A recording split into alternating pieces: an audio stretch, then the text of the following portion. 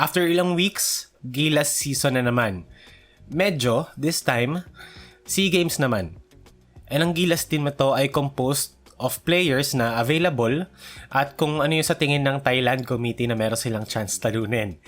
Pero this is not a bad team ha. Individually, meron mga players dito na kaya mag-take over, kaya mag-take ng lead, pero we also have to adjust our expectations. Hindi to parehas ng World Cup qualifiers. And this game against Malaysia, I think is a perfect game para sa team na to figure out kung paano sila maglalaro together. And nakita natin yon, slow start, nalamangan pa nga sila ng 7 points first quarter, pero that's to be expected kasi ngayon lang naman nagsama-sama tong mga to. And unpopular opinion from me, na yes, I advocate for, team basketball and magpasahan, magtakbo ng opensa. Pero in some situations, I think itong team na to would be better if they have like mga 3 or 2 players na magte-take ng lead and sa kanila itatakbo yung opensa. Kasi this team is closer to a PBA team kaysa sa national team.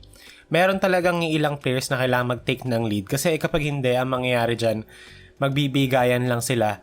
And makakakita tayo ng mga Abu Tratter post-up isolations, diba? JP Eram holding the ball too long. Meron naman silang players capable to take over like Robert Bolick, Ray Parks, even Matthew Wright to some extent. And nakita natin ng first quarter yun na medyo nagbigayan sila. And a lot of capable players were just sitting around playing through the motions. Yes, they made a couple of 3-pointers. Pero sa quarter na yung kitang-kita na nagkakapaan pa sila and hindi pa ganong gamay maglaro sa bawat isa at natapos yung first quarter na yon down 6 sila. Pero nung second quarter, eto na, nagsimula nang mag-take over si Ray. Nag-take na siya ng initiative na maging mas involved sa opensa. He attacked closeouts, he attacked defenders kasi kaya naman niya one-on-one kaya niyang atakihin. Kahit mag-isolation siya, makakahanap siya ng paraan to somewhat or be somewhat of effective. Even sa transition, nakagawa rin siya, nakakontribute siya.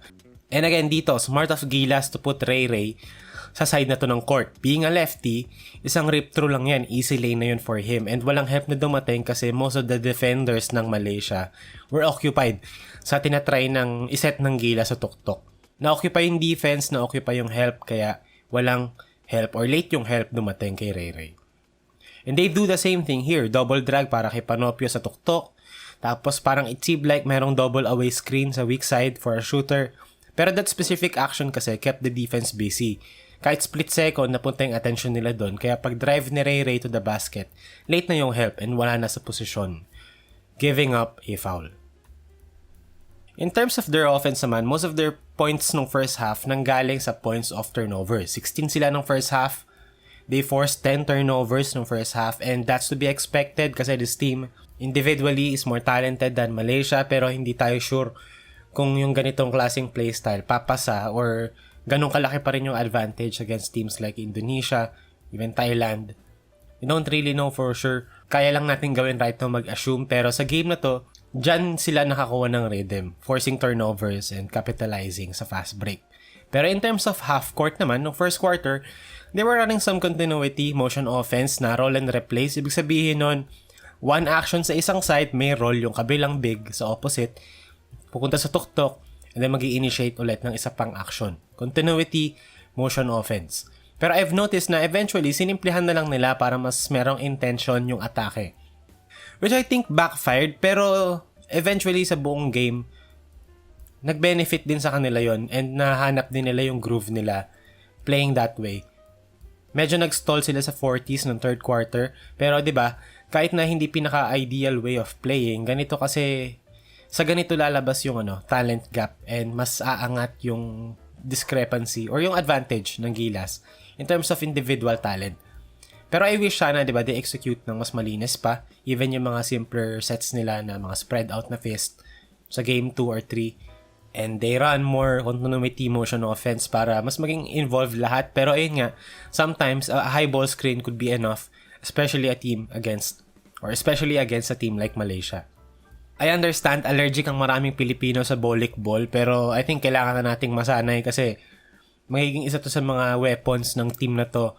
Kasi yung roster nila nakabuo para sa ganito, wala silang choice masyado kundi mag-rely sa high ball screen with Robert Bolick.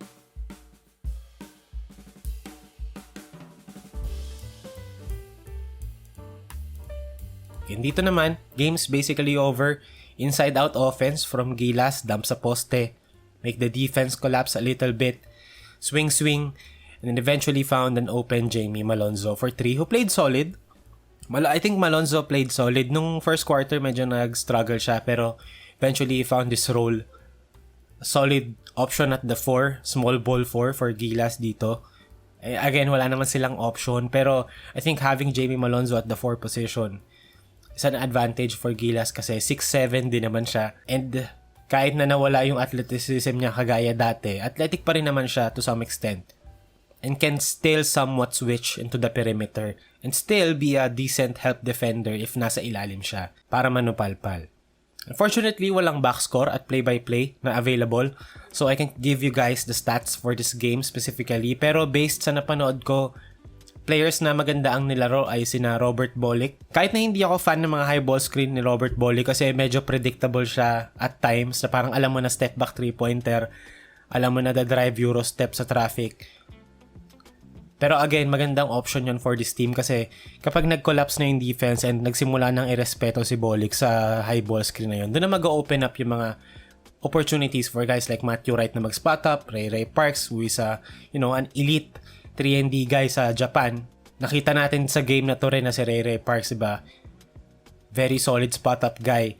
And still, meron pa rin siya ng on-ball creation. And si Matthew Wright had some moments as well. Si JPM naman showed effort as, the only option ng Gilas at this point sa big position nila sa roster. Chua made a couple of, shots pero I don't expect Justin Chua to really compete against, other teams na makakalaban nila. Pero sana i-prove niya na mali ako. Pero JPM played solid naman and Dalf Panopio was solid also.